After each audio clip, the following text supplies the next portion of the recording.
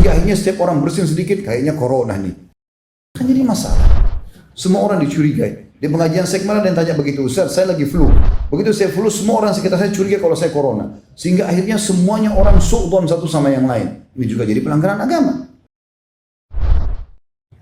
Juga dikatakan Ibnu Hajar rahimahullah tentang masalah ini. Beliau wafat tahun 852 Hijriah, menjelaskan kalau larangan mendatangi tempat penyakit itu karena dikhawatirkan menular ke siapapun yang masuk wilayah itu. Dan larangan orang yang berada di wilayah tersebut keluar agar orang lain tidak terjangkit penyakit taun.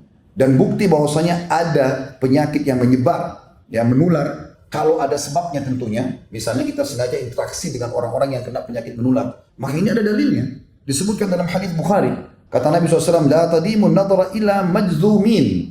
Jangan kalian terlalu banyak interaksi ataupun menatap orang yang kena wabah, kusta atau yang lainnya. Berarti memang ada sifat menular. Walaupun ada sabda Nabi SAW mengatakan la adwa, tidak ada penyakit menular, tapi maknanya la adwa tanpa sebab, bila sebab, harus ada sebabnya.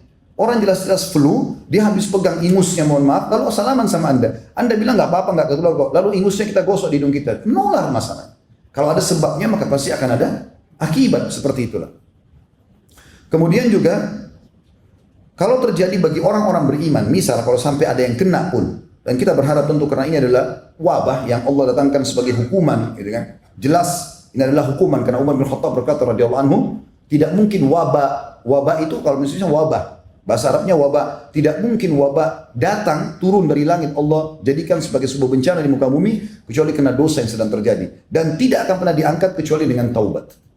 Jadi kita sebagai orang beriman tahu, yakinlah teman-teman, kalau Anda orang beriman kepada Allah Subhanahu wa taala, mengikuti panduan syariat Allah, syariat Anda, syariat Islam, dan Anda juga terapkan apa yang diperintahkan agar bisa selamat dari wabah, dari penyakit sebagaimana yang kita sebutkan sebentar lagi insyaallah, maka Anda akan aman, tidak perlu khawatir. Saya ingatkan juga, jangan terlalu dibesar-besarkan. Seakan-akan harus sembako dipenuhi di rumah, tidak akan boleh salaman sama sembarangan orang. Akhirnya suami istri nggak mau salaman, orang tua sama anak nggak akan salaman, muslim sama muslim yang lain di masjid tidak akan salaman. Pada sementara Nabi SAW mengatakan bahwasanya kalau dua orang muslim salaman, pada saat mereka lepaskan tangannya maka akan guguran dosa-dosanya. Tapi Anda punya hak setelah itu, ya, mengantisipasi dengan misalnya mencuci tangan, boleh. Anda boleh pakai masker, silahkan, itu hak Anda ikhtiar, tapi jangan berlebihan. Sehingga akhirnya setiap orang bersin sedikit, kayaknya corona nih. Kan jadi masalah. Semua orang dicurigai. Di pengajian saya kemarin ada yang tanya begitu, Ustaz, saya lagi flu. Begitu saya flu, semua orang sekitar saya curiga kalau saya corona. Sehingga akhirnya semuanya orang su'don satu sama yang lain. Ini juga jadi pelanggaran agama. Artinya kita berhati-hati, tapi tidak boleh berlebihan. Disebutkan dalam sebuah hadis, Aisyah berkata radhiyallahu anha tentang masalah taun. Waktu itu beliau bertanya kepada Nabi SAW, maka beliau mengatakan, innahu adzaban yab'atsuhu Allahu ala man yasha. Wabah itu sebenarnya adalah wabah taun terutama, tapi ini wabah secara umum bisa juga masuk dalamnya. Allah utus kepada siapapun sebagai siksaan yang dia inginkan. Faja'alahu Allahu rahmatan lil mu'minin. Dan pasti itu kalau penerima orang beriman maka Allah jadikan rahmat buat dia. Dalam riwayat Bukhari yang lain, kalau ada seorang mukmin meninggal karena taun wabah, maka dia mati syahid.